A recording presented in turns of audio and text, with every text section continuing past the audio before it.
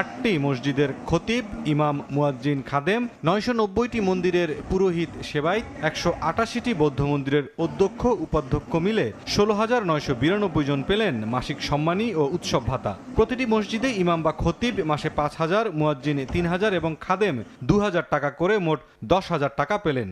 অন্য উপাসনালয়ের পুরোহিত ও বিহার অধ্যক্ষরা 5,000 এবং সেবায়েত ও উপাধ্যক্ষরা 3,000 করে পেলেন মোট 8,000 টাকা। এছাড়া 2,000 টাকা করে দেয়া হয় উৎসব ভাতাও।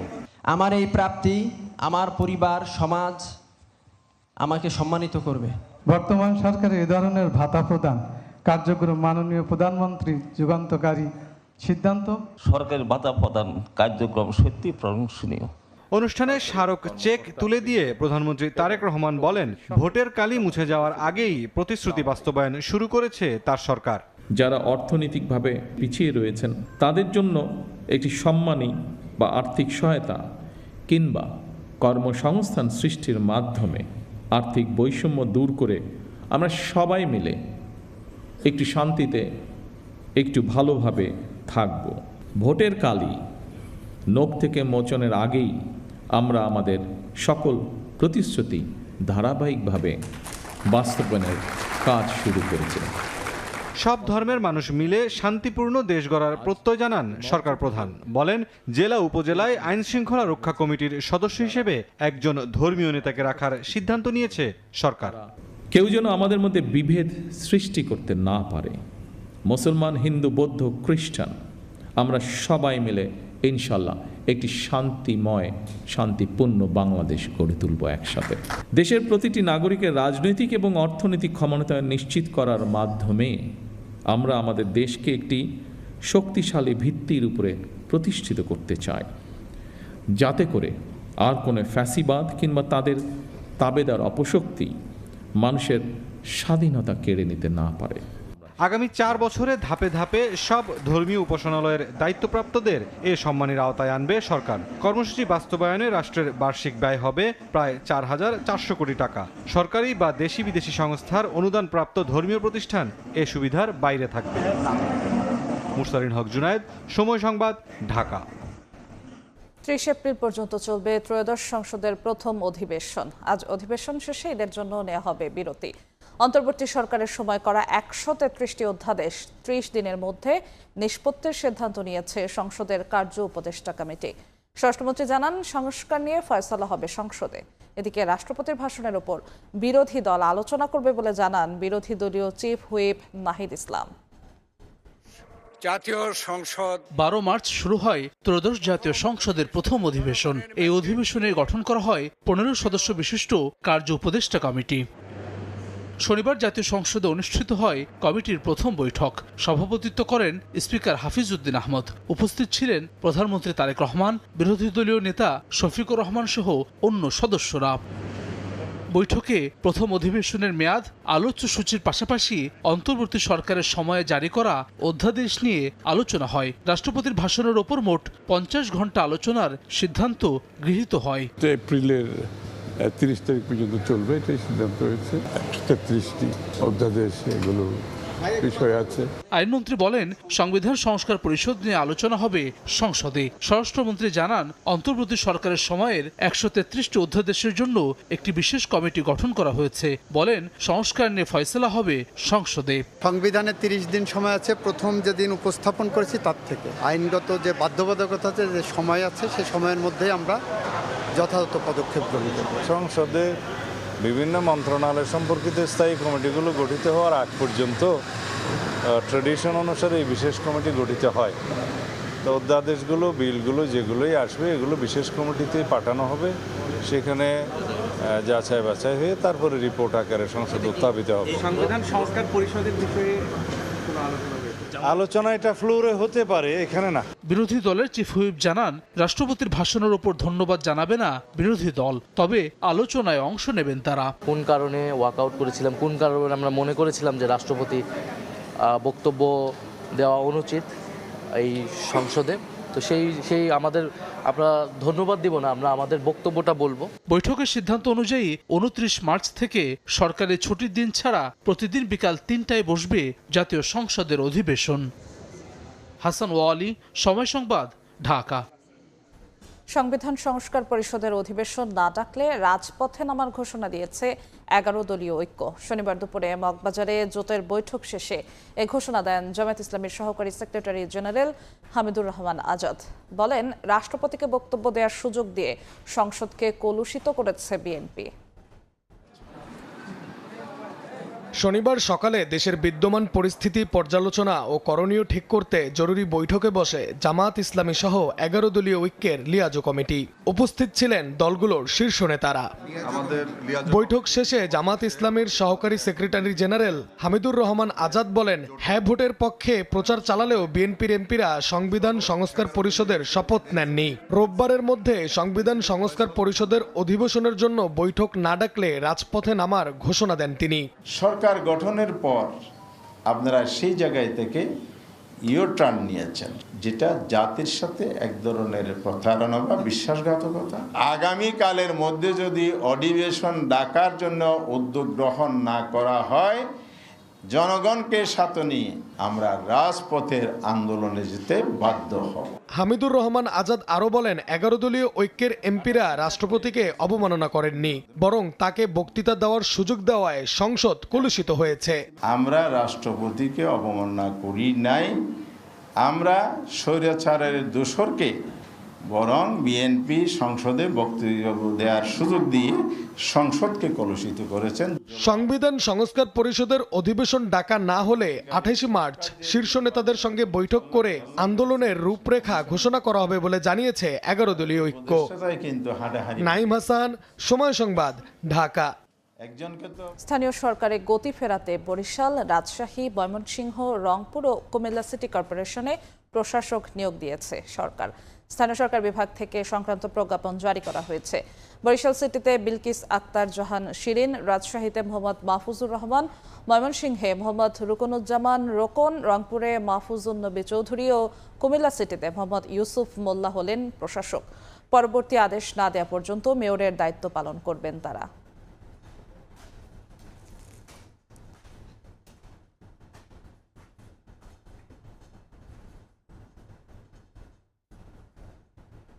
ঈদ উদযাপনে রাজধানী ছাড়ছে ঘরমুখ মানুষ। ট্রেনে আসন না পেয়ে অনেকেই যাচ্ছেন স্ট্যান্ডিং টিকেটে। সড়কপথের ঈদ যাত্রায় টিকিট কালোবাজারি ও বাড়তি ভাড়া আদায় বন্ধে কঠোর অবস্থানে ডিএমপি। চাহিদা মতো তেল না পাওয়ার অভিযোগ করেছেন লঞ্চ মালিকরা। পরিবহন মন্ত্রীর আশ্বাস, ঈদের আগে পরের 12 দিন গণপরিবহনে কোনো জ্বালানি সংকট হবে না। স্বজন পরিবারের সঙ্গে ঈদ আনন্দে মেতে উঠতে শহর ছাড়ছেন রাজধানীবাসী।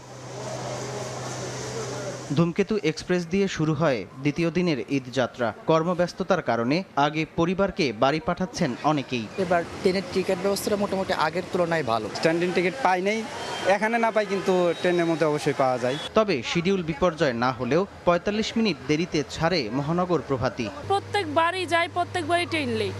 বিভাগীয় রেলওয়ে ব্যবস্থাপক জানিয়েছেন 16 মার্চ থেকে চলবে 5টি বিশেষ ট্রেন। আশা করছি যে সবগুলো ট্রেন রাইট টাইমেই চালাতে পারবো। এদিকে সড়ক পথে ঈদ যাত্রা নির্বিঘ্ন ও চাঁদামুক্ত করতে গাবতলী বাস টার্মিনালে মতবিনিময় সভা করে পরিবহন মালিক শ্রমিক সংগঠন। সেখানে ডিএমপি কমিশনার বলেন, অতিরিক্ত ভাড়া ও টিকিট কালোবাজারি বন্ধে রয়েছে নিয়মিত তদারকি। আরো প্রায় 800-900 ট্রাফিক পুলিশ এবং অফিসার অতিরিক্ত মোতায়েন করা হবে বিভিন্ন বাস টার্মিনাল, লঞ্চ এবং রেলওয়ে টার্মিনাল এলাকায় জ্যাম মুক্ত করার জন্য। সায়দাবাদ বাস টার্মিনাল পরিদর্শনে গিয়ে সড়ক পরিবহন ও সেতুমন্ত্রী বলেছেন, ঈদ যাত্রায় গণপরিবহনে কোনো রকম জ্বালানি সংকট হবে না। পেট্রোল পাম্পগুলি 12 দিন, অর্থাৎ ঈদের আগে 7 দিন, ঈদের পরে 5 দিন পর্যাপ্ত তেল নিয়ে 24 ঘন্টা খোলা থাকবে, সেটা আমরা নিশ্চিত করতে পেরেছি। তো এভাবে আমাদের সব শক্তি আমরা প্রয়োগ করতে চাচ্ছি। অন্যদিকে লঞ্চ মালিকদের সংগঠন সংবাদ সম্মেলন করে জানিয়েছে, জ্বালানি সংকটে নৌপথে পর্যাপ্ত লঞ্চ পরিচালনা নিয়ে দুশ্চিন্তায় তারা। গতকালকেই 4টা বড় বড় জাহাজ যেতে পারে নাই, এই লঞ্চগুলি ট্রিপ ছেড়ে দিতে বাধ্য হয়েছে, শুধু অনলি ফর তেল, আদার্স কোনো কিছু নাই। 2 দিনের মধ্যে ডিপো থেকে চাহিদা মতো তেল সরবরাহ করা না হলে ঈদে নৌপথে যাত্রী পরিবহন ব্যাহত হবে বলেও জানায় সংগঠনটি। সামদানি প্রত্যয়, সময় সংবাদ, ঢাকা।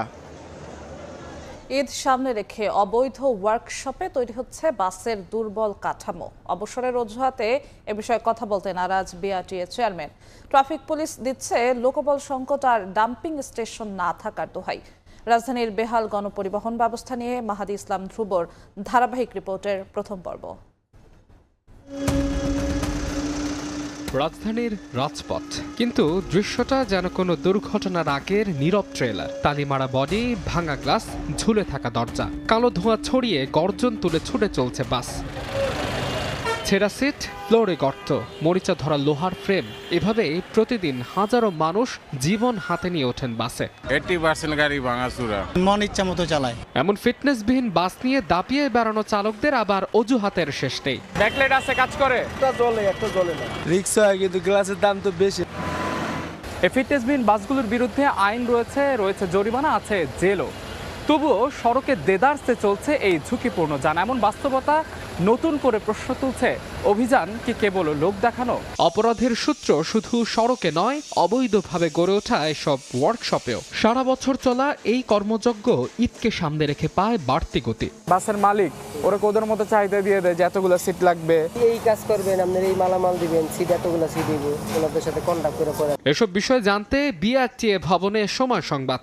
দীর্ঘক্ষণ অপেক্ষায় রেখে অবসরে যাওয়ার অজুহাতে কথা বলতে নারাজ আবু মমতাজ। পরে সংস্থাটির একাধিক কর্মকর্তার দুয়ারে কড়া নাড়লেও গণমাধ্যম এড়িয়ে যান প্রত্যেকেই। আমাকে 2 মিনিট কি দেওয়া যায়? বলছি আমি এইভাবে বলছি স্যার।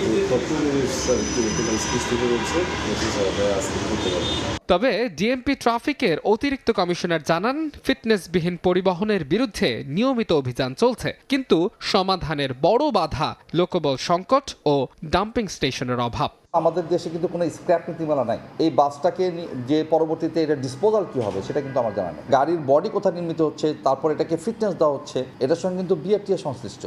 এদিকে বিশেষজ্ঞরা বলছেন, অবৈধ এইসব ওয়ার্কশপ আর ফিটনেসবিহীন বাসের বিরুদ্ধে কঠোর না হলে কোনোভাবেই বন্ধ হবে না সড়কে মৃত্যুর মিছিল। যা তৈরি হচ্ছে এটা বিজ্ঞানসম্মত না এবং সড়কে এটা হুমকির স্বরূপ। বিআরটিএ, প্রশাসন, পুলিশ সবাই মিলে আমার মনে হয় এটা লোক দেখানো না, এটা আসলে নিয়মিতভাবে অভিযান চালানো উচিত। সরকার যদি উদ্যোগ নেয়, 5,000 কোটি টাকা যদি বিনিয়োগ করা হয়, আমার ধারণা এখানে লন্ডনের মতন ডবল ডোর, লো ফ্লোর, এয়ার কন্ডিশনিং বাস কিন্তু নামানো সম্ভব।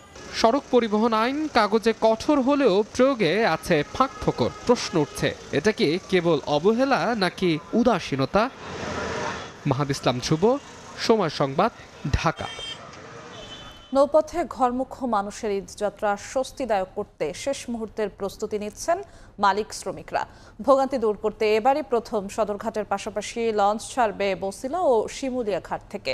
এতে স্বাচ্ছন্দ্যে মানুষ নৌপথে ঢাকা ছাড়তে পারবেন বলে আশা কর্তৃপক্ষের। শাহিন আলম জানাচ্ছেন বিস্তারিত। সড়ক পথের তুলনায় লঞ্চে যানজট ও ভোগান্তি কম থাকায় ঈদযাত্রায় দক্ষিণাঞ্চলের মানুষের অন্যতম পছন্দের বাহন লঞ্চ। যাত্রী প্রত্যাশা মাথায় রেখে তাই লঞ্চগুলো ধুয়ে মুছে নতুন রূপ দিচ্ছেন শ্রমিকরা। নাম লেখলে পরে এবং রং দিলে লঞ্চটা নতুন হলো, সুন্দর দেখলে মানুষ উঠতে চায়, ওই লঞ্চটার ভিতরে ভ্রমণ করতে চায় যে না এই লঞ্চটার ভিতরে উঠি। নৌপথের এই যাত্রা অন্যান্য বারের চেয়ে আরো গতিময় করে তুলতে এবার নতুন উদ্যোগ নিয়েছে সংশ্লিষ্ট কর্তৃপক্ষ। সদরঘাটে চাপ কমানোর জন্য বছিলা, আরেকটা হলো কাঞ্চন ব্রিজ সংলগ্ন, এটা হলো শিমুলিয়া টুরিস্ট ঘাট। হ্যাঁ, এখান থেকে বিকল্প হিসাবে আমরা দিনের বেলা লঞ্চ চালাবো। লঞ্চ মালিকরা বলছেন, এবারের ঈদে লম্বা ছুটিতে মানুষের ঢল নামবে নৌপথে, তাই সর্বোচ্চ প্রস্তুতি নিচ্ছেন তারা। গত বছরের চাইতে এই বছর একটু ভালো মনে হইতেছে। আগের থেকে কিছুটা যাত্রী আবার লঞ্চমুখী হচ্ছে। 17 তারিখ 18 তারিখের চাপটা একটু বেশি। সদরঘাট থেকে 33টি রুটে লঞ্চ চলাচল করলেও ঈদের মৌসুমে আরও 5টি নতুন রুট যোগ হয়েছে। যাত্রীদের কাছ থেকে যেন অতিরিক্ত ভাড়া আদায় না করা হয় তার জন্য বিশেষ নজরদারি রাখা হবে। পাশাপাশি লঞ্চের এই ছাদগুলোতে যেন অতিরিক্ত যাত্রী পরিবহন করা না হয় তার জন্য কঠোর বিধিনিষেধ জারি রেখেছেন তারা। সদরঘাট লঞ্চ টার্মিনাল থেকে শাহিন আলম, সময় সংবাদ, ঢাকা। ইরান যুদ্ধের খবর। ইরানের বিভিন্ন স্থাপনায় ব্যাপক হামলা চালিয়েছে ইসরায়েল। তেহরানের অর্থনীতির হৃৎপিণ্ড হিসেবে পরিচিত খার্ক দ্বীপে তেলের টার্মিনালে বোমা হামলার দাবি করেছেন মার্কিন প্রেসিডেন্ট ডোনাল্ড ট্রাম্প।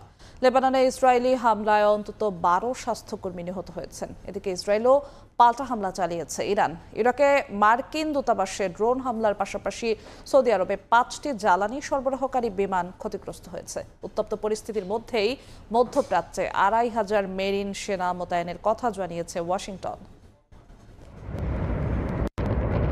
ইরানের বিভিন্ন স্থানে ব্যাপক হামলা চালিয়েছে ইসরায়েল। স্থানীয় সময় শুক্রবার রাতে তেহরানের মধ্যাঞ্চলে শক্তিশালী বিস্ফোরণের শব্দ শোনা গেছে। বিভিন্ন সরকারি স্থাপনা ও বেসামরিক এলাকা লক্ষ্যবস্তু করা হয়। মার্কাজি প্রদেশের একটি গ্রামে ইসরায়েলি ক্ষেপণাস্ত্র হামলায় বেশ কয়েকজন নিহত হয়েছেন। এছাড়া ইরানের অর্থনীতির লাইফলাইন খ্যাত খার্ক দ্বীপে সামরিক স্থাপনা লক্ষ্য করে বোমাবর্ষণ করেছে যুক্তরাষ্ট্র। এ ঘটনার জবাবে মার্কিন সংশ্লিষ্ট তেল ও জ্বালানি স্থাপনা ধ্বংসের হুমকি দিয়েছে তেহরান। এদিকে দক্ষিণ লেবাননের একটি স্বাস্থ্যকেন্দ্রে ইসরায়েলি হামলায় বেশ কয়েকজন চিকিৎসা কর্মী নিহত হয়েছেন। এছাড়া দেশটির নাবাতিয়া শহরে একটি বাড়িতে চালানো হামলায় শিশুসহ কয়েকজনের মৃত্যু হয়। হিজবুল্লাহ বলছে ইসরায়েলের বিরুদ্ধে অস্তিত্ব রক্ষার যুদ্ধ শুরু করেছে তারা। ইসরায়েলের বিভিন্ন স্থানে পাল্টা ক্ষেপণাস্ত্র ও ড্রোন হামলা চালিয়েছে ইরানও। মধ্যাঞ্চলে ক্ষতিগ্রস্ত হয়েছে বিভিন্ন স্থাপনা। ইরাকের রাজধানী বাগদাদে অবস্থিত মার্কিন দূতাবাসে আঘাত এনেছে ইরানের ড্রোন। সৌদি আরবের প্রিন্স সুলতান বিমান ঘাঁটিতে অবস্থানকালে মার্কিন বিমান বাহিনীর 5টি জ্বালানি সরবরাহকারী বিমানও ক্ষতিগ্রস্ত হয়েছে। এর মধ্যেই মধ্যপ্রাচ্যে কয়েকশো মেরিন সেনা মোতায়েনের পরিকল্পনা করছে যুক্তরাষ্ট্র। মার্কিন কর্মকর্তাদের মতে যুদ্ধ ছড়িয়ে পড়ার আশঙ্কায় এমন পদক্ষেপ নিতে যাচ্ছে ট্রাম্প প্রশাসন। শুক্রবার ট্রুথ সোশ্যালে এক পোস্টে মার্কিন প্রেসিডেন্ট ডোনাল্ড ট্রাম্প বলেন, ইরানের মধ্যপ্রাচ্য দখল ও ইসরায়েল ধ্বংসের পরিকল্পনা এখন শেষ হয়ে গেছে। ইরান পুরো মধ্যপ্রাচ্য দখল করতে এবং ইসরায়েলকে সম্পূর্ণভাবে ধ্বংস করতে চেয়েছিল। ইরানের মতোই সেই পরিকল্পনাগুলো এখন মৃত। এদিকে যুক্তরাষ্ট্রের সঙ্গে ইরানের চলমান যুদ্ধে রাশিয়ার প্রেসিডেন্ট ভ্লাদিমির পুতিন তেহরানে ক্ষমতাসীন ইসলামী প্রজাতন্ত্রী সরকারকে সহযোগিতা করছেন বলে মন্তব্য করেছেন president Donald Trump. Nadim Marjan, সময় সংবাদ। প্রধানমন্ত্রীর নির্দেশনায় গ্রিন ঢাকা ও ক্লিন ঢাকা বাস্তবায়নে শহরকে ঢেলে সাজাচ্ছে দক্ষিণ সিটি কর্পোরেশন। ধলপুরে পরিচ্ছন্নতা অভিযানের উদ্বোধনী অনুষ্ঠানে এ মন্তব্য করেন ডিএসসিসি প্রশাসক আব্দুস সালাম। বর্ষায় ডেঙ্গু ও চিকনগুনিয়া প্রতিরোধে গণসচেতনতা সৃষ্টির আহ্বানও জানান তিনি। যাত্রাবাড়ির ধলপুরে সাপ্তাহিক পরিচ্ছন্নতা অভিযান, মশক নিধন কর্মসূচি এবং স্বল্পমেয়াদী কারিগরি প্রশিক্ষণ কর্মশালা উদ্বোধন করেন ঢাকা দক্ষিণ সিটির প্রশাসক আব্দুস সালাম। বলেন, বর্ষা মৌসুমকে সামনে রেখে প্রধানমন্ত্রীর নির্দেশনায় ডেঙ্গু ও চিকুনগুনিয়া প্রতিরোধে ড্রেন পরিষ্কারের কাজ জোরদার করা হয়েছে। আহ্বান জানান মশাবাহিত রোগ প্রতিরোধে নাগরিকদের সচেতন হওয়ার। এই সিটি কর্পোরেশন একটা বেওয়ারিশ হিসাবে রূপান্তরিত হয়েছিল। আজকে এটাকে ঢেলে মুছে সাজানো, এটাকে কার্যক্রম করতে যে আমরা চেষ্টা করছি। এই ব্যাপারে আমরা জনগণের সহযোগিতা চাই। যেখানে সেখানে ময়লা আবর্জনা আপনি ফেলবেন না। নগর ব্যবস্থাপনায় যেসব কর্মসূচি আগে বাস্তবায়ন করা সম্ভব হয়নি, সেগুলো দ্রুত বাস্তবায়ন করা হচ্ছে। সমস্ত কর্মসূচি অতীতে কেউ করতে পারে নাই। হাতের নখের কালি মোছার আগেই কিন্তু প্রধানমন্ত্রী অনেক দাবি আজকে পূরণ করে দিচ্ছেন। এদিকে রামচন্দ্রপুর ও কল্যাণপুর খাল পুনরুদ্ধারে গিয়ে ঢাকা 13 আসনের সংসদ সদস্য ববি হাজ্জাজ বলেন, অবৈধ স্থাপনা উচ্ছেদের ক্ষেত্রে রাজনৈতিক প্রভাবকে প্রশ্রয় দেওয়া হবে না। মাননীয় প্রধানমন্ত্রী জনাব তারেক রহমান পরিষ্কার করে দিয়েছেন, এখন গণতান্ত্রিক রাজনীতি শুধু হবে, জনগণের জন্য শুধু রাজনীতি হবে এবং সরকার ব্যবস্থা হবে। সো কেউ দলীয় নাম, পরিচয় বা ক্ষমতা খাটিয়ে কোনো ধরনের লাভ নিতে পারবে না। যে জমিগুলো দখলকৃত হয়েছে সেগুলো ঢাকা সিটি কর্পোরেশন মিল্টন সাহেবের সাথে আমরা আলোচনায় আছি যে কিভাবে সেটা আমরা আবার দখল মুক্ত করতে পারি। বলেন, পরিচ্ছন্ন নগরায়নে এ ধরনের উদ্যোগ ভবিষ্যতেও অব্যাহত থাকবে। শবনব নিবিড়, সময় সংবাদ, ঢাকা। খাল, ড্রেন, নালা নর্দমায় এডিস মশার অভয়াশ্রম, যার মাধ্যমে ছড়াচ্ছে ডেঙ্গু ও চিকনগুনিয়া। এ থেকে জনসাধারণকে রক্ষায় প্রধানমন্ত্রীর নির্দেশনায় সারা দেশে শুরু হলো মাসব্যাপী পরিচ্ছন্নতা অভিযান। ছেটানো হচ্ছে কীটনাশকও। আর জনসচেতনতা বাড়াতে চলছে লিফলেট বিতরণ ও শোভাযাত্রা। রাস্তার পাশে পড়ে থাকা ময়লা আবর্জনা পরিষ্কার করছেন পরিচ্ছন্নতা কর্মীরা। কোথাও জমে থাকা বর্জ্য সরানো হচ্ছে, ছিটানো হচ্ছে কীটনাশক। নালা নর্দমা, খাল, ড্রেন সহ বিভিন্ন এলাকায় আস্তানা গেড়েছে এডিস মশা। ক্ষতিকর পতঙ্গটিকে ধ্বংস করতে এই কর্মযজ্ঞ। প্রধানমন্ত্রীর নির্দেশনা অনুযায়ী শনিবার দেশব্যাপী এমন কার্যক্রম শুরু করে প্রশাসন। বেলুন উড়িয়ে ডেঙ্গু প্রতিরোধে মাসব্যাপী পরিচ্ছন্নতা অভিযান শুরু হয়। সচেতনতা বৃদ্ধিতে বের করা হয় বর্ণাঢ্য শোভাযাত্রা। লিফলেট বিতরণ সহ ডেঙ্গু প্রতিরোধে নানা পরামর্শ দেয়া হয় বাসিন্দাদের। শহরকে পরিচ্ছন্ন করতে পারি, আমাদের ড্রেন এবং আনাচে কানাচেগুলো পরিষ্কার রাখতে পারি, তাহলে পারে ডেঙ্গু মশার যে বিস্তার সেটা রোধ করা সম্ভব হবে। ডেঙ্গু প্রতিরোধে আমাদের সচেতনমূলক যে কার্যক্রম এটি মাসব্যাপী চলবে, সেটি আজকে থেকে জেলা প্রশাসন চট্টগ্রাম কর্তৃক আয়োজন করা হয়েছে। কর্মসূচিতে অংশ নেন সরকারের মন্ত্রীরাও। এ সময় মশার লার্ভা ধ্বংসে ফগার মেশিন দিয়ে কীটনাশক ছিটানো হয়। ডেঙ্গু সহ মশাবাহিত অন্যান্য রোগের হাত থেকে রক্ষা পেতে পরিষ্কার পরিচ্ছন্নতা কার্যক্রম চলমান থাকবে বলে জানান তারা। যারা এই সোশ্যাল ওয়েলফেয়ারের কাজ করে তারা সহকারে এবং স্কুল কলেজ যে প্রত্যেকগুলোকে যদি ওরিয়েন্টেশন করানো যায়, এই মানে চাঁদপুরটা একটা ক্লিন চাঁদপুরই হবে। মাননীয় প্রধানমন্ত্রী সারা দেশে আজকে থেকে প্রত্যেক শনিবারেই পরিচ্ছন্ন তার যে অভিযান শুরু করেছেন। নিজের আঙ্গিনাটা পরিষ্কার রাখি, তার মধ্য দিয়ে আমরা ডেঙ্গুকে প্রতিহত করতে পারি বা প্রতিরোধ করতে পারি। আর মূলত আমাদের সরকার একটি নির্বাচিত সরকার, তারা কিন্তু আসার পরেই কিন্তু আমরা বিভিন্ন ধরনের পরিকল্পনা গ্রহণ করেছি। ডেঙ্গু ও চিকুনগুনিয়া প্রতিরোধে এখন থেকে হাসপাতালগুলোতেও পরিচ্ছন্নতা কার্যক্রম চলবে বলে জানায় স্বাস্থ্য বিভাগ। তানজিল হাসনাত, সময় সংবাদ। জাতীয় সংসদকে রাবার স্ট্যাম্প আর নির্বাচন কমিশনকে ক্ষমতা নবায়নের এজেন্ট হিসেবে ব্যবহার করেছিল ফ্যাসিবাদী সরকার। শনিবার সন্ধ্যায় রাজধানীর সেগুনবাগিচায় নেত্রকোনা সাংবাদিক ফোরাম ঢাকা আয়োজিত ইফতার মাহফিলে এ মন্তব্য করেন deputy speaker barrister Kaiser Kamal. আরও বলেন, সংসদকে কেন্দ্র করে রাজনৈতিক দলগুলোর আলোচনা সমালোচনা হলে আর হোঁচট খাবে না গণতন্ত্র। স্বৈরাচার ও ফ্যাসিবাদকে পেছনে ফেলে দেশ এখন গণতন্ত্র প্রতিষ্ঠার যুগ সন্ধিক্ষণে দাঁড়িয়ে।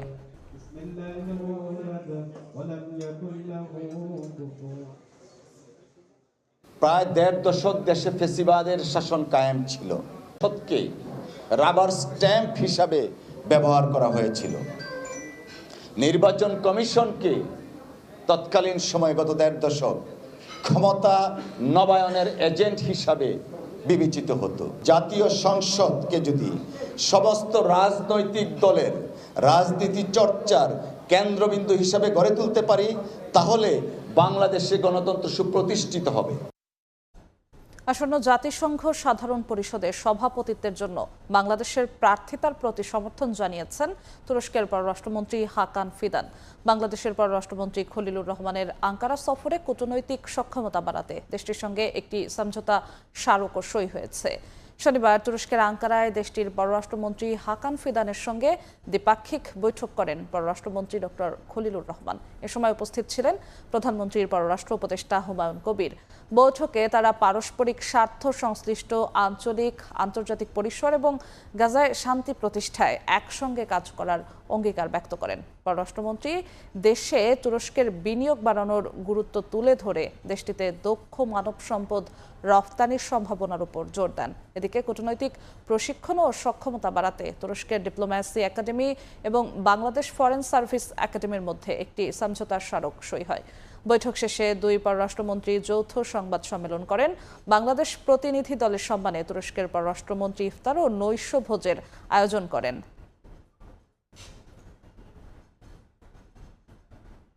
আগামী দিনে দেশ চলবে মহান মুক্তিযুদ্ধের আদর্শে, এমন মন্তব্য করেছেন মুক্তিযুদ্ধ বিষয়ক প্রতিমন্ত্রী ইশরাক হোসেন। রাজধানীর ধূপখোলা মাঠ সংলগ্ন কমিউনিটি সেন্টারে আয়োজিত এক ইফতার ও দোয়া মাহফিলে যোগ দিয়ে এ মন্তব্য করেন তিনি। ইশরাক হোসেন বলেন, দেশের স্বাধীনতা ও সার্বভৌমত্ব রক্ষায় সমাজকে মাফিয়া চক্রের কালো হাত মুক্ত করতে হবে। ইফতার মাহফিলে অংশ নেন রাজনৈতিক নেতা, বীর মুক্তিযোদ্ধা ও ফ্যাসিস্ট সরকারের আমলে গুম, খুন, নির্যাতনের শিকার নেতাকর্মী ও তাদের স্বজনেরা। অনুষ্ঠানে জুলাই আন্দোলনের শহীদ পরিবার এবং ফ্যাসিস্ট সরকারের আমলে গুম, খুনের শিকার পরিবারকে আর্থিক সহায়তা দেয়া হয়।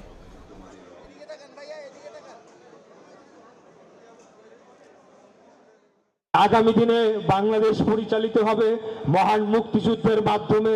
যে আদর্শ, যে উদ্দেশ্য ছিল যে বাংলাদেশ হবে একটা স্বাধীন রাষ্ট্র, বাংলাদেশে মাফিয়া চক্রের কাছে বাংলাদেশের জনগণের অর্থ সম্পদ লুটপাট হয়ে গিয়েছে। আমরা আগামী দিনে সেটা নিরসন করতে চাই। আমরা এই মাফিয়াদের দাঁত ভাঙা জবাব দিয়ে, তাদের কালো হাত ভেঙে দিয়ে জনগণের অর্থ সম্পদ জনগণের কাছে যাতে পৌঁছাতে পারে সেটা নিশ্চিত করতে চাই। বিগত সরকারের আমলে ধ্বংস করা এভিয়েশন খাতকে টেনে তোলার চেষ্টা করছে বর্তমান সরকার, এমন মন্তব্য করেছেন বেসামরিক বিমান পরিবহন ও পর্যটন প্রতিমন্ত্রী এম রাশেদুজ্জামান মিল্লাত।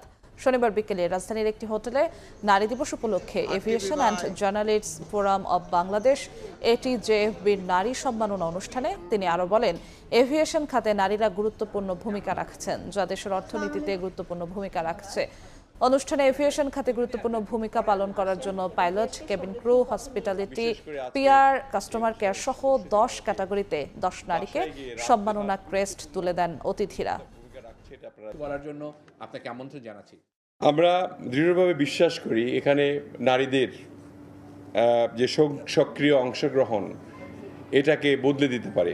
এই খাতগুলিকে আরও আধুনিকরণ, নিরাপদ ও আন্তর্জাতিক মানের উন্নত করার লক্ষ্যে সরকার যথেষ্ট উদ্বিগ্ন, কারণ বিগত সরকারের আমলগুলিতে এমনভাবে এই সেক্টরগুলিকে ধ্বংস করা হয়েছে, আস্তে আস্তে সেটাকে পুনরুদ্ধার করা একটু কঠিনই হয়ে পড়েছে।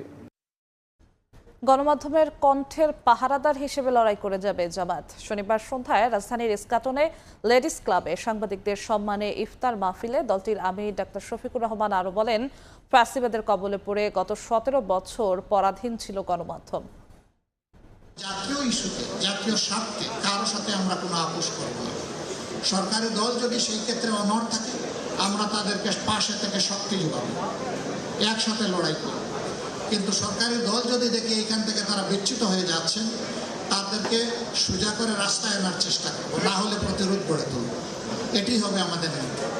আমরা সেই বাংলাদেশটাই চাচ্ছি, যেই বাংলাদেশে আর ফ্যাসিবাদ আসবে না ফিরে, এবং যেই বাংলাদেশ আর কোনো আধিপত্যবাদের কাছে মাথা নত করবে না। উন্নত চিকিৎসার জন্য সিঙ্গাপুর নেওয়া হচ্ছে প্রধানমন্ত্রীর রাজনৈতিক উপদেষ্টা মির্জা আব্বাসকে। আজ বেলা 11টায় যাত্রা শুরু করবে এয়ার অ্যাম্বুলেন্স। মির্জা আব্বাসের সঙ্গে যাচ্ছেন তার স্ত্রী আফরোজা আব্বাস এবং বড় সন্তান মির্জা ইয়াসির আব্বাস। বিএনপির স্থায়ী কমিটির সদস্য মির্জা আব্বাস গত বুধবার রাতে অসুস্থ হয়ে জ্ঞান হারালে এভারকেয়ার হাসপাতালে ভর্তি করা হয়। তার মস্তিষ্কে 2 দফা অস্ত্রোপচারের পর নিবিড় পর্যবেক্ষণে রাখা হয়েছে। শুক্রবার হাসপাতালে গিয়ে মির্জা আব্বাসের স্বাস্থ্যের খোঁজ নেন প্রধানমন্ত্রী তারেক রহমান।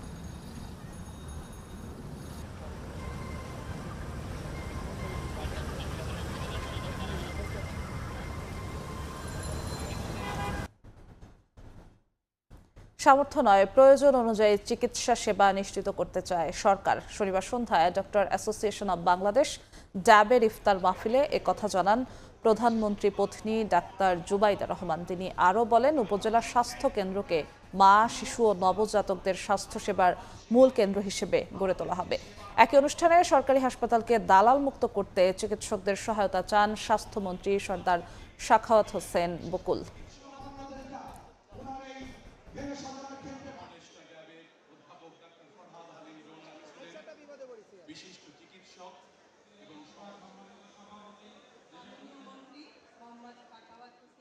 চিকিৎসা খরচ মেটাতে আর সর্বশান্ত নয়।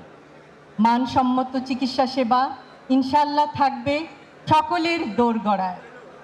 প্রতিটি মানুষ চিকিৎসা পাবে তার প্রয়োজন অনুযায়ী, সামর্থ্য অনুযায়ী নয়। প্রাথমিক স্বাস্থ্যসেবাকে স্বাস্থ্য ব্যবস্থার মূল ভিত্তি ও স্তম্ভ হিসেবে প্রতিষ্ঠা করা হবে।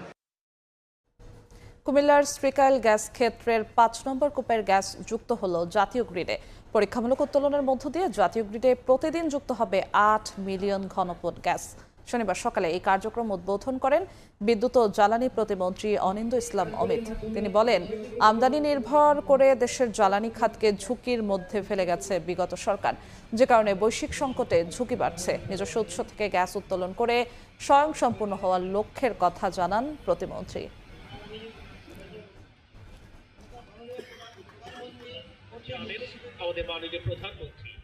আমরা বাপেক্সের সক্ষমতা বাড়াতে চাই, তাদেরকে স্বাধীনভাবে কাজ করতে দিতে চাই, এবং যাতে করে আমরা জ্বালানি যে খাতটি আমদানি নির্ভর করে দিয়ে গেছিল বিগত ফ্যাসিস্ট আমলে, আমরা সেক্ষেত্রে যেন আমরা স্বাবলম্বী হতে পারি সে ব্যাপারেই আমরা উদ্যোগ গ্রহণ করছি এবং করবো ইনশাআল্লাহ। রাশিয়ার জ্বালানি পেলে মধ্যপ্রাচ্য নির্ভরতা কমবে, তবে এক্ষেত্রে বড় বাধা হিসেবে বাংলাদেশের পরিশোধন সক্ষমতার অভাবকে সামনে আনছেন বিশ্লেষকরা। এদিকে রপ্তানি মন্দার কঠিন সময়ে জ্বালানি নিয়ে দুশ্চিন্তায় থাকতে চান না শিল্প উদ্যোক্তারা। এমএস আরিফিনের রিপোর্ট। বিশ্বে প্রতিদিন 100 মিলিয়ন ব্যারেল জ্বালানি চাহিদার বিপরীতে রাশিয়ার উৎপাদন প্রায় 10 মিলিয়ন ব্যারেল, অর্থাৎ 10% তেলের বাজার নিয়ন্ত্রণ করে মস্কো, যার সিংহভাগেরই ক্রেতা চীন, ভারত সহ এশিয়ার দেশগুলো। তবে বাংলাদেশের অপরিশোধিত জ্বালানি তেলের চাহিদার প্রায় 70% যোগান মেটায় সৌদি আরব ও আরব আমিরাত সহ মধ্যপ্রাচ্য। কিন্তু ইরান যুদ্ধে দেশগুলোর উৎপাদন ব্যাহত ও হরমুজ প্রণালী বন্ধে তৈরি হয়েছে সংকট। এমন অবস্থায় শিল্পে জ্বালানির নিরবচ্ছিন্ন সরবরাহ নিয়ে দূরদর্শী পরিকল্পনা চান উদ্যোক্তারা। বহির্বিশ্বের তেলের দাম যদি বেড়ে যায়, সেক্ষেত্রে হয়তো আমাদের পক্ষে এটা একটু কষ্টকর হবে, অর্থাৎ আমাদের কস্টিং বেড়ে যাবে। গ্যাস হোক, এলএনজি হোক এবং তেল হোক, সেটাতে ডাইভার্সিফিকেশন হয়, কোনো কান্ট্রি স্পিক না হয়, যাতে এরকম প্রবলেম ভবিষ্যতে হলেও আমাদের অর্থনীতি থেমে না যায়।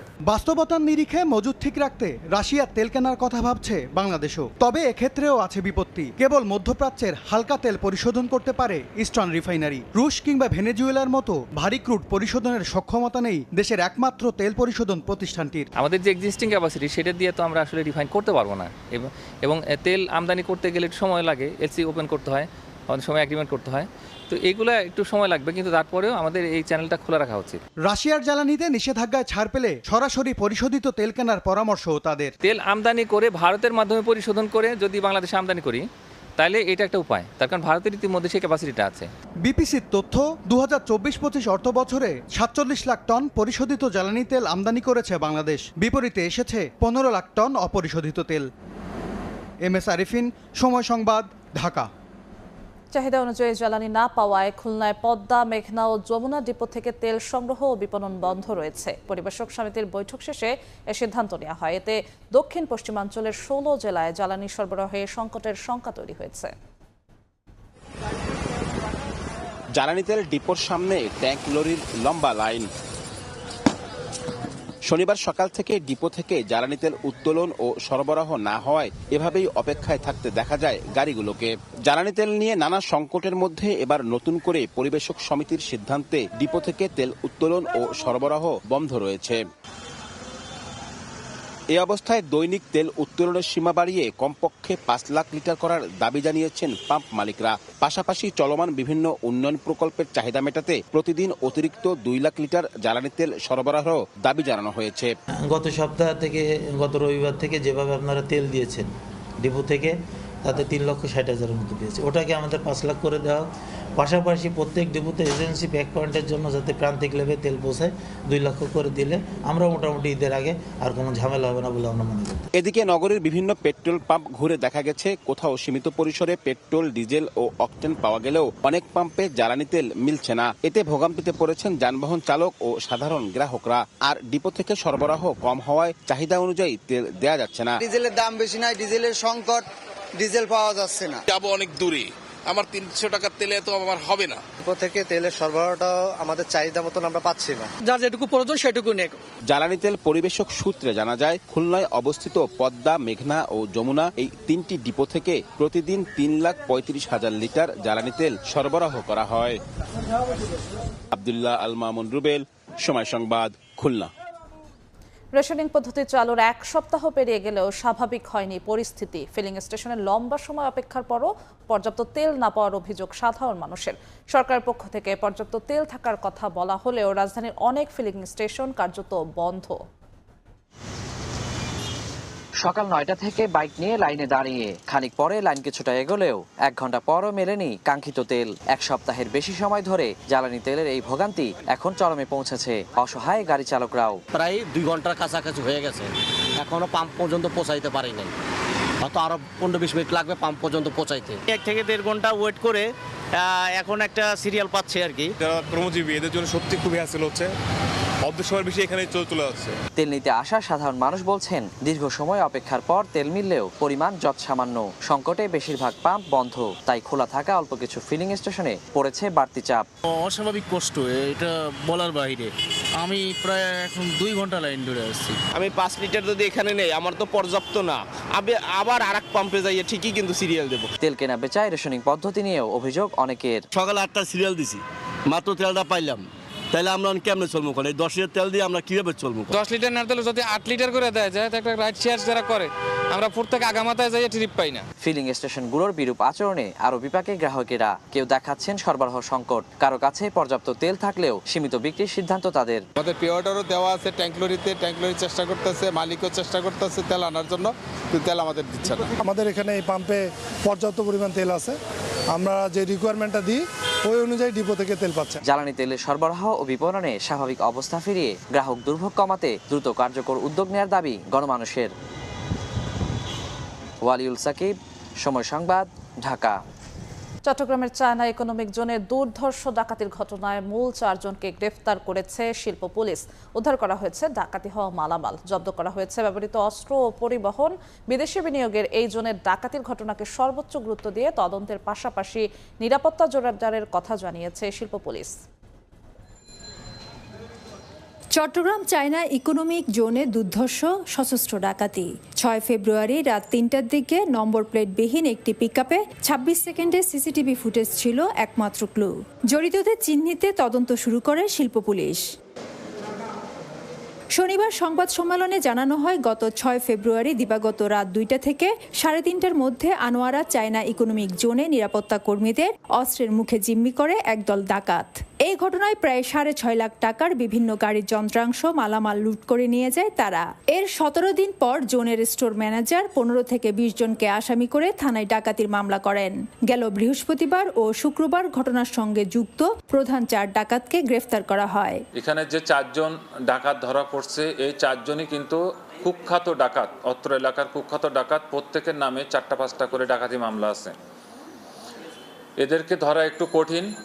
আমাদের টিম আপনারা দেখছেন যে জেলের বেশে, তারপরে ছিন্নমূল হয়ে তারা বিভিন্ন জায়গায় দিনের পর দিন তারা সেখানে উৎপত্তি থেকে আমরা এই 4 জন ডাকাতকে ধরতে সমর্থ হই। অভিযানে মালামালের একাংশ উদ্ধার করা গেলেও অধিকাংশ স্ক্র্যাপ হিসেবে বিক্রি করে দেয় ডাকাতরা। জব্দ করা হয় ব্যবহৃত দেশীয় অস্ত্র, পিকআপ ভ্যান ও সিএনজি।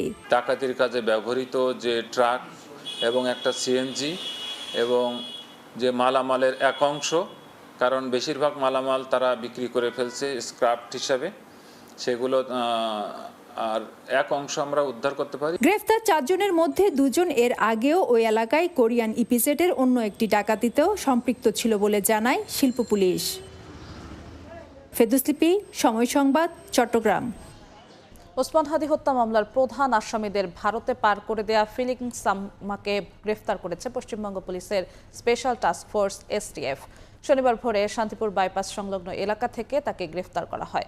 তদন্তকারীদের দাবি, ফিলিপ সীমান্তে মানব পাচার চক্রের সঙ্গে যুক্ত এবং টাকার বিনিময়ে অবৈধভাবে লোক পারাপারে জড়িত।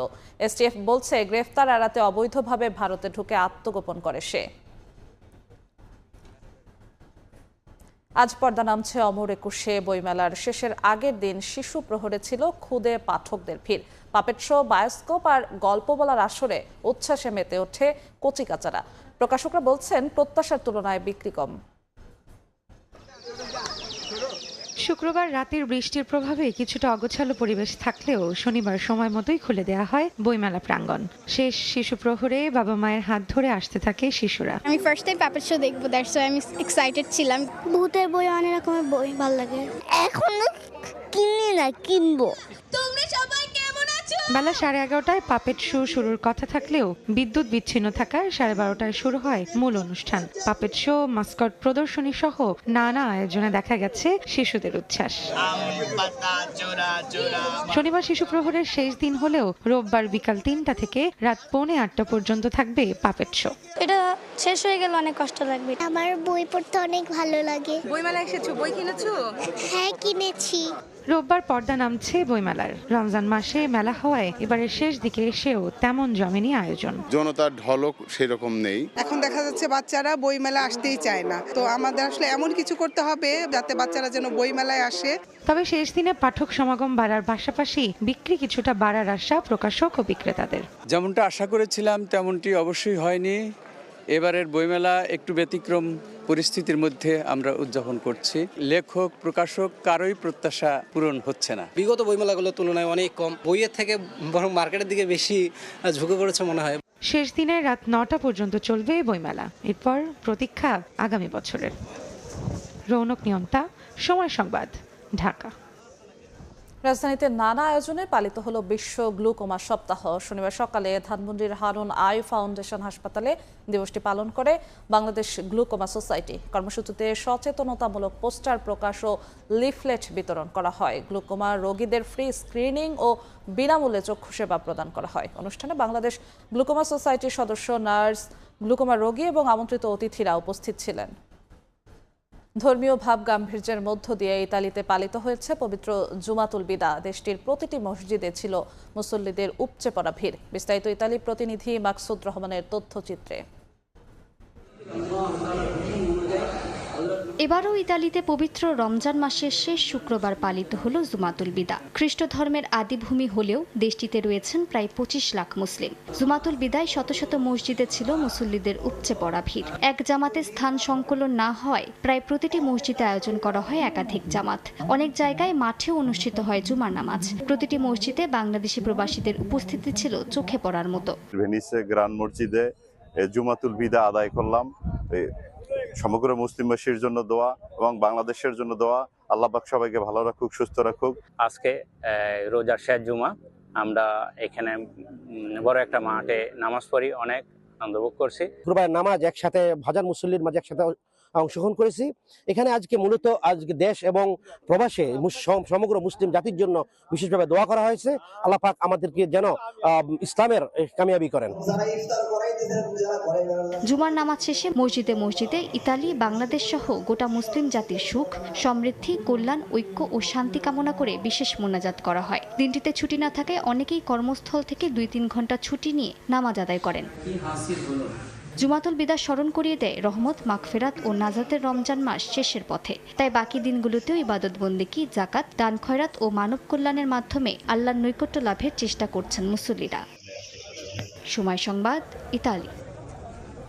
মালদ্বীপে বাংলাদেশ ফোরাম মালদ্বীপের উদ্যোগে ইফতার ও দোয়া মাহফিল অনুষ্ঠিত হয়েছে। শুক্রবার রাজধানী মালের গিয়াসউদ্দিন ইন্টারন্যাশনাল স্কুল অডিটোরিয়াম ও শনিবার সি বিল্ডিং এর হল রুমে 2 দিনব্যাপী ইফতার ও দোয়া মাহফিলের আয়োজন করা হয়। এতে সভাপতিত্ব করেন সংগঠনটির সভাপতি ডক্টর এইচ.এম. সোহেল। ইফতার অনুষ্ঠানে বিশেষ অতিথি ছিলেন বিএনপির মালদ্বীপ শাখার সভাপতি মোহাম্মদ খলিলুর রহমান। ইফতারের আগে সংক্ষিপ্ত আলোচনায় বক্তারা পবিত্র রমজানের তাৎপর্য তুলে ধরার পাশাপাশি প্রবাসীদের সৌহার্দ্য ও ভ্রাতৃত্বের বন্ধন অটুট রাখার প্রত্যাশা ব্যক্ত করেন।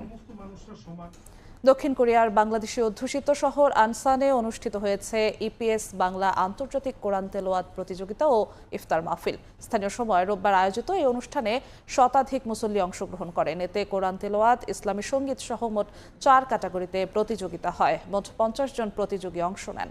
প্রতিযোগিতা শেষে বিজয়ীদের প্রাইজ মানি, গিফট ও সম্মাননা সার্টিফিকেট দেওয়া হয়। পাশাপাশি অংশগ্রহণকারীদের শুভেচ্ছা পুরস্কার দেওয়া হয়। প্রবাসে বসবাসরত মুসলমানদের মাঝে সম্প্রীতি ও পবিত্র কোরআনের প্রতি ভালোবাসা ছড়িয়ে দিতে আয়োজন গুরুত্বপূর্ণ ভূমিকা রাখবে বলে জানান আয়োজকরা। পবিত্র ঈদ উল ফিতরকে সামনে রেখে ফ্রান্সের রাজধানী প্যারিসে 7মবারের মতো আয়োজন করা হয়েছে ঈদ বাণিজ্য মেলা, ঈদ বাজার। প্রবাসীদের পাশাপাশি স্থানীয় ফরাসি ও অনেক পর্যটকও অংশগ্রহণ করেন এ বাণিজ্য মেলায়। আগামীতে এই মেলা অব্যাহত রাখার ঘোষণা দিয়েছেন আয়োজকরা। প্যারিস থেকে ঈদ বাণিজ্য মেলা নিয়ে আরও জানাচ্ছেন মোহাম্মদ লুৎফুর রহমান বাবু। প্রতি বছরের মতো এবারও ফ্রান্সের রাজধানী প্যারিসে পবিত্র ঈদ উল ফিতরকে সামনে রেখে ঈদ বাণিজ্য মেলা অনুষ্ঠিত হয়। অন্যান্য বছর এই মেলা প্লাস দো লা রিপাবলিকে অনুষ্ঠিত হলেও এবারের মেলা অনুষ্ঠিত হয় প্লাস দো লা বাস্তিলে। অভিবাসীদের নিয়ে কাজ করার সংগঠন সলিদারিটি আজ ফ্রান্স সাফ এই মেলার আয়োজক। এই মেলায় প্রায় 60টি প্রতিষ্ঠান অংশগ্রহণ করে। প্রতিষ্ঠানগুলোতে ঈদকে সামনে রেখে 3 পিস, শাড়ি, পাঞ্জাবির পাশাপাশি গহনা সহ দেশীয় খাবারেরও সমাহার ছিল। মেলায় আয়োজন করা হয় নানা খেলাধুলারও। এতে নারী পুরুষের পাশাপাশি শিশুরা অংশগ্রহণ করে। বিজয়ীদের হাতে তুলে দেওয়া হয় পুরস্কার।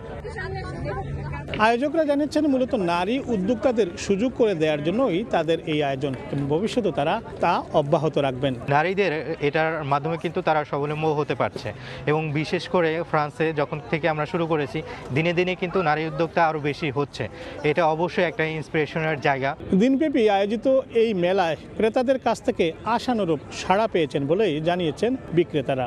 আর ক্রেতারা জানিয়েছেন এই মেলা কেনাকাটার পাশাপাশি তাদের কাছে এক মিলন মেলাও। সবাই মোটামুটি খুব হ্যাপি, বিশেষ করে আমি আমার ছেলে মেয়েকে নিয়ে আসি আমাদের বাংলাদেশের ঐতিহ্যগুলি দেখানোর জন্য এবং ঐতিহ্যপূর্ণ জামা কাপড়গুলি ওদেরকে পরিধান করাই, যে হ্যাঁ আমরা কেমন ধরনের পোশাক দেশে থাকলে পরতাম। বাংলাদেশের যে ঈদের কেনাকাটার যে আমেজটা আমরা প্রবাসীরা এটা পাই না, তো এখানে এসে ওই আমেজটা পাচ্ছি। সকাল থেকে অনেক সাড়া পাচ্ছি, ওয়েদারও ভালো, বাংলাদেশি কাস্টমারের পাশাপাশি বিদেশি কাস্টমার আনাগোনা অনেক বেশি, আর এখন আমাদের বিক্রির সময় আলহামদুলিল্লাহ আরও বেশি বিজি হবে। এখানে ফটোগ্রাফি, ভিডিওগ্রাফি প্লাস এখানে ডেকোরেশন সার্ভিস নিয়ে আমরা ভীষণ সাড়া পাচ্ছি।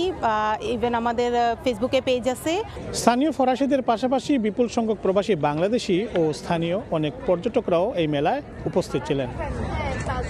প্যারিসের এই ঈদ বাণিজ্য মেলা শুধু কেনাকাটার জায়গাই নয়, বরং প্রবাসী বাংলাদেশিদের কাছে এক মিলন মেলাও, যেখানে হাজার মাইল দূরে থেকেও ঈদের আনন্দ আর সংস্কৃতির বন্ধনে একত্রিত হতে পারেন সবাই।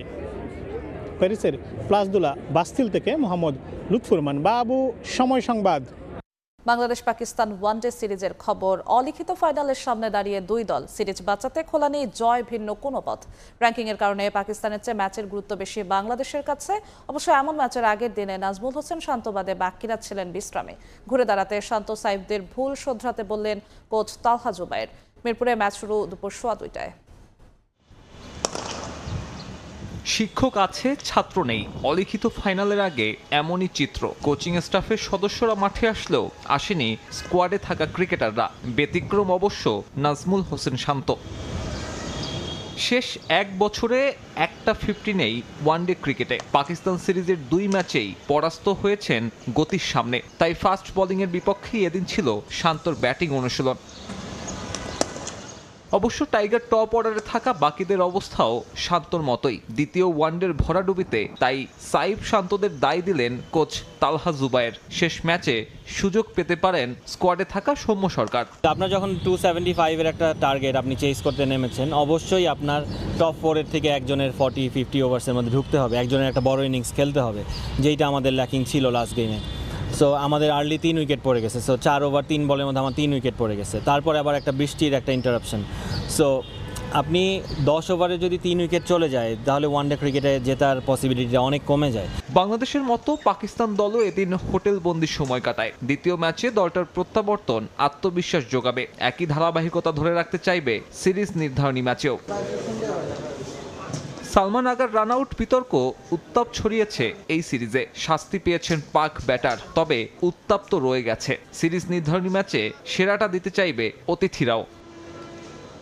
সেরাটা দেওয়ার বিকল্প নেই বাংলাদেশের সামনেও, তবে ফলাফল পক্ষে আনতে উন্নতি আনতে হবে ব্যাটিং ইউনিটে। তালহা জুবায়েরও মনে করেন ভুল ত্রুটি কম করলেই সিরিজ নিশ্চিত করা সম্ভব।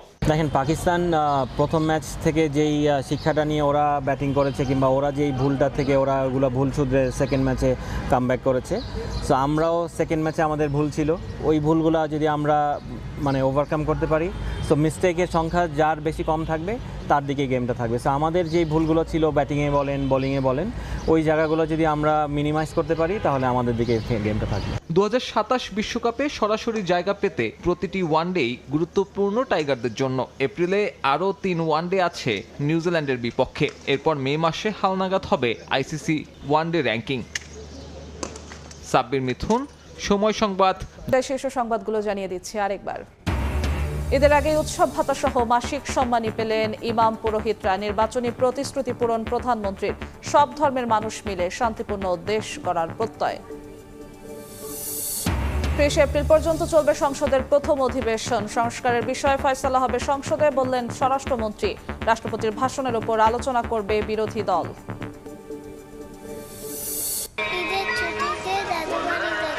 ট্রেনের টিকিট ব্যবস্থাটা মোটামুটি আগের তুলনায় ভালো।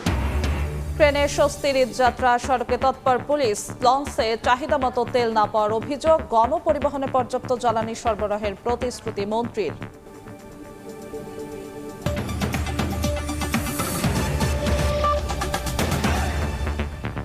এ ছিল প্রবাসী সময়, সঙ্গেই থাকুন সময়ের।